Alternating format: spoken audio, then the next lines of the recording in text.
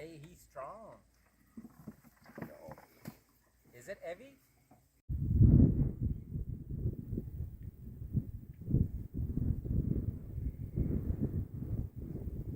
There's something irresistible about the Canadian trail map on my computer, with its endless routes sprawling 28,000 kilometers across the country. We've journeyed 10,000 kilometers of its paths, and this time the sea was calling, like a melody soft and inviting. One path stood out, the Acadian Peninsula in New Brunswick, a part of the Canadian Trail, but tucked away, resting apart from the main path. The Acadian Peninsula Trail is an 162-kilometer coastal trail, a blend of paved paths, wooden boardwalks, and sweeping ocean views. It promised quiet adventures and endless scenery. My fold-up bike, equipped with a modest 250-watt electric assist, felt like the perfect companion. It's not a free ride, you still pedal, but it's there when those headwinds try to knock the wind from your sails, or when you just need a little extra boost to keep the journey rolling. Arriving on the Acadian Peninsula, our first task was to figure out where to start. On the map, there's a kind of central hub where the three spokes of the trail meet. Naturally, we ignored that because it meant more backtracking, and so we opted to start at the outer end of the spoke closest to Grand Anse, mainly because that's where we just spent the night. Now, locating the exact starting point of a trail based on a map can be an adventure. If you've ever expected a big sign proclaiming "Start of the Canadian Trail right here," let me tell you, lower those expectations immediately. This route didn't even whisper Canadian Trail anywhere along its 162 kilometers.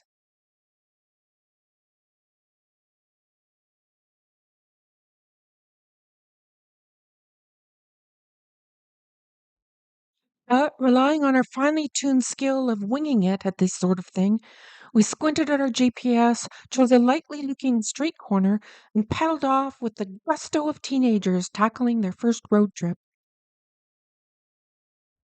Moments later, we spotted a detour sign that said Quay, pointing to the waterfront.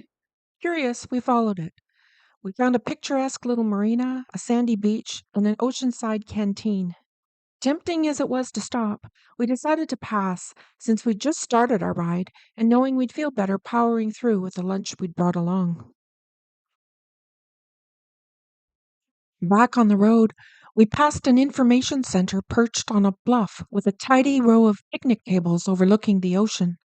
One of these tables, ingeniously built into a lobster trap, summoned us like a ship's whistle. Who were we to resist? Out came the packed lunch, and yes, it was likely a smarter choice for a long ride than the burger and fries option from the canteen. After lunch, we spotted a sign for the Acadian Historical Village. It promised living history and, more importantly, some leisurely walking instead of cycling. We paid the entrance fee, about $20 each, good for 2 days if you keep your bracelet on, and stepped into what turned out to be a massive, immersive village. This wasn't your typical look but don't touch museum. Every building had someone in period costume, ready to explain the history, the people, and probably even the weather conditions of the 1800s if you asked. They were impressively knowledgeable, and their enthusiasm was contagious. Hey, he's Most strong. people on the peninsula speak French, but here the staff were kind enough to meet us in the middle. Their English was honestly leagues better than the French Harry and I humbly contributed, so we deeply appreciated their efforts. With 6 kilometers of paths to explore, by day's end, we'd soaked up a wealth of knowledge about Acadian life and had a great time doing it. From the Acadian Historical Village, we set off toward Shippagan. A 45-kilometer ride promised plenty of coastal scenery, some surprises, and enough mosquitoes to remind us why we keep pedaling. We pedaled the last stretch of on-road cycling before turning onto the off-road trail. It was a relief to leave the cars behind, though Harry insisted on capturing a photo of me crossing a bridge before the turn. In the shot, I looked serene and composed, gliding across a calm expanse. From my perspective on the bike, the same view felt more like an adventure, with the wind and vehicles rushing past me. A lack of Canadian trail signs had us stopping now and then to make sense of the route signs along the way. To be fair, there are over 600 kilometers of cycling routes crisscrossing the peninsula and its islands. That's a lot of options, and it's not always clear which way to go. We relied on our GPS and screenshots of the map we took before we set out, because sometimes on the Canadian Trail there is no internet. This section of the Velo route is one of the best bike trails I've ever ridden, and I don't say that lightly. Well-maintained paved paths stretch along the route with rest stops that are clean and inviting. Built on an old railway grade, the trail is completely level for an astonishing 45 kilometers, winding through a mix of treed areas, wetlands, and open landscapes with spectacular views of the water. Every few kilometers, we passed through charming villages and towns that gave us a glimpse into life on the Acadian Peninsula. The combination of forested paths and coastal views kept the ride endlessly interesting. By the time we reached Shippagan, I was already planning a return trip to explore even more of these trails. Amazingly Beautiful doesn't even begin to cover it.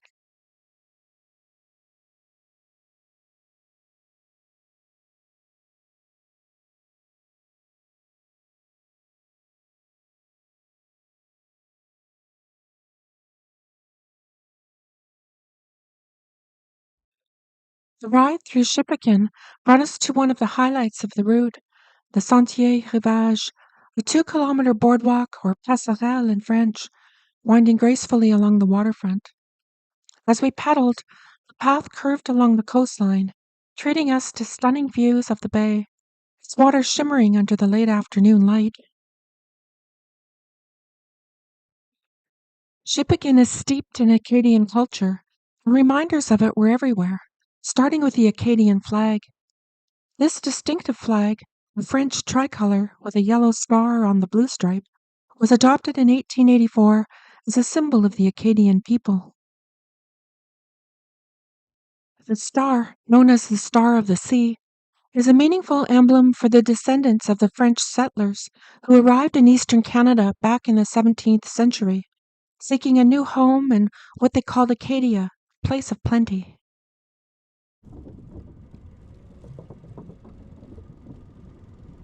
At the lighthouse, the buildings and even the lobster pot display echoed the flag's colors.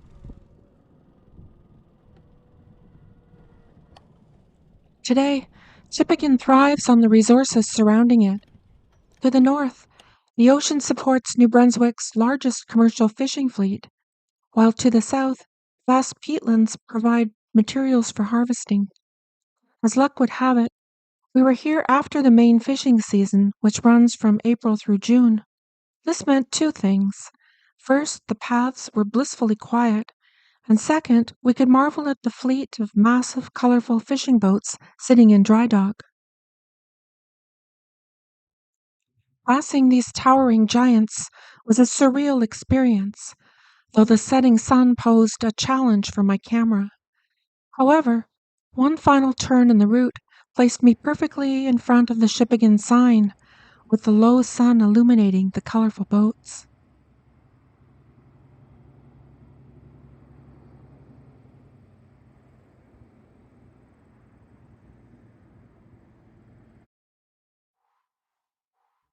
Shippagan is an off-the-beaten-path seaside destination, and by the time we left, I realized just how much energy I had.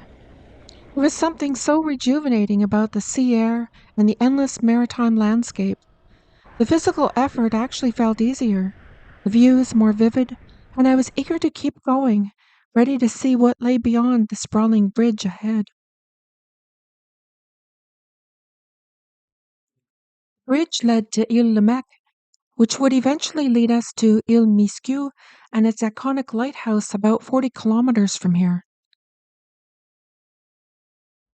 Lamèque is home to about a dozen coastal communities, with the largest being the town of Lamèque on the southern side, just a short ride from the bridge.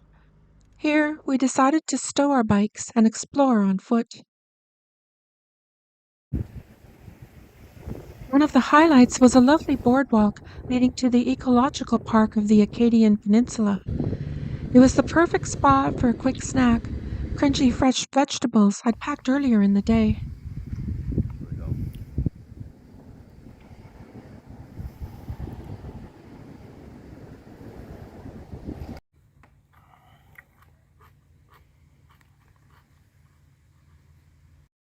We wandered past an observation tower and followed the boardwalk as it stretched across an estuary and into the forest.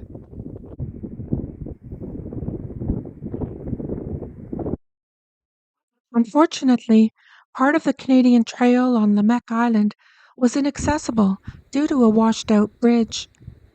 Before we rerouted, though, I managed to capture a short clip of the trail along Route 113, where the Canadian Trail would normally have taken us.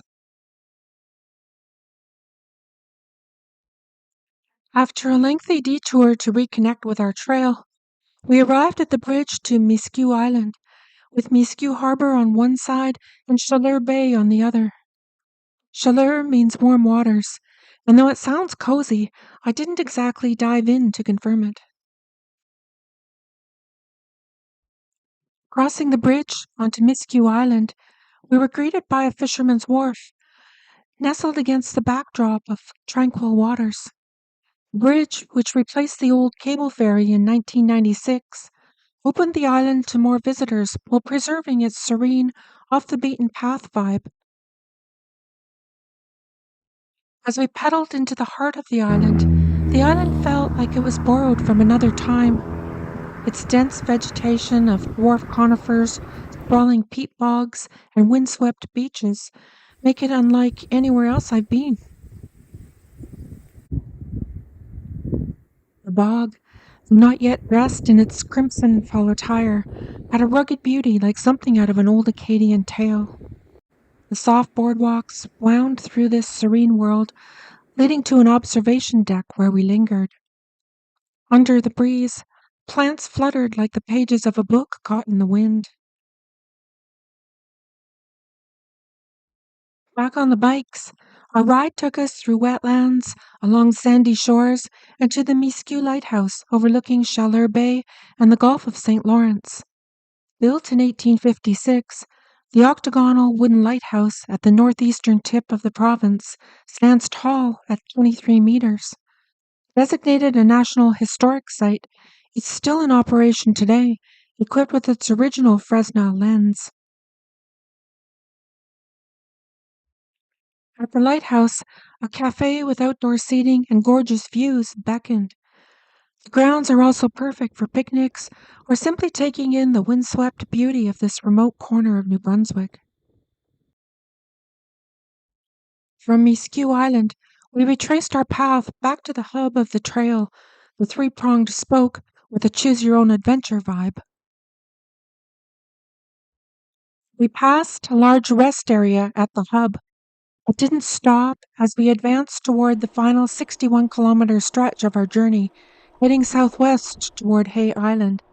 Finishing this leg today would mean we'd have time to explore another section of the Canadian Trail in New Brunswick before heading back home.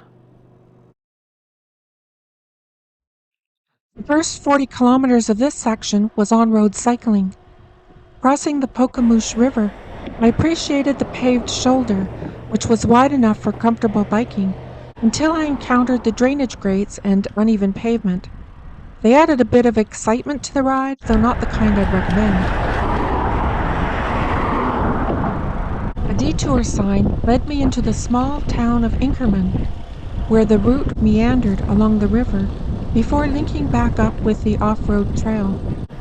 Much of this section featured parallel ATV paths, a common feature along the Acadian Peninsula Trail. I should probably warn anyone thinking of tackling this trail about the mosquitoes. At the campground in Grand Anse, they were so relentless we abandoned our tent and slept in the vehicle instead. And during a quick water break near the marshes south of Shippagan, they mobbed me like piranhas in a feeding frenzy. Luckily, they don't bother me much while cycling. It's when you stop that they strike. I carry bug spray and a head net for emergencies, but haven't used spray in years. I can't stand the stuff. Instead, I prep meals and snacks at mosquito-free spots and wear loose clothing to keep them at bay. The peaceful woodlands gave way to views of Tracadie Bay. Crossing the South Branch Pokemouche River, the trail loosely followed Highway 11 as we approached Acadie. Here, the off-road portion ended, and the rest of the journey was on-road cycling. We pedaled over the Little Tracadie River, then the Big Tracadie River, before stopping at Wishart Point. This quiet rest stop, with its covered picnic table bathed in a golden sunbeam, provided a perfect moment of calm. Harry soaked it all in while I debated the outhouse's functionality. Debate quickly resolved in the negative. Crossing the Tabusantak River, we came upon a marina and rest area just after the bridge. This rest area had a functioning bathroom, a small lighthouse, and even a tiny beach. A turn onto Rue Joseph brought us closer to Miramichi Bay and the trail's end. Crossing the last bridge, we reached Hay Island, just 1.5 kilometers now from the finish line. The trail's end offered a fitting finale. Quiet wooded area with a small campground leading to a beautiful lighthouse.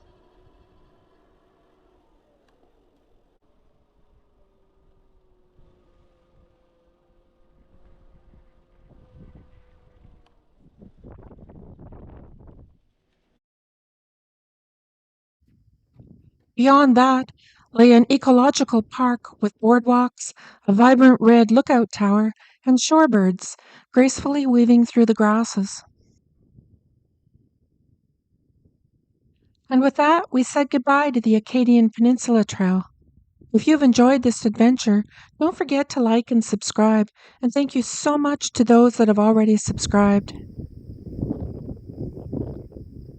From here, we're heading 267 kilometers to Edmundston, New Brunswick, where we'll tackle the 143-kilometer Petit Themy Trail, connecting Edmundston to Rivière-du-Loup in Quebec. Thank you for joining us today, and we hope to see you all again soon.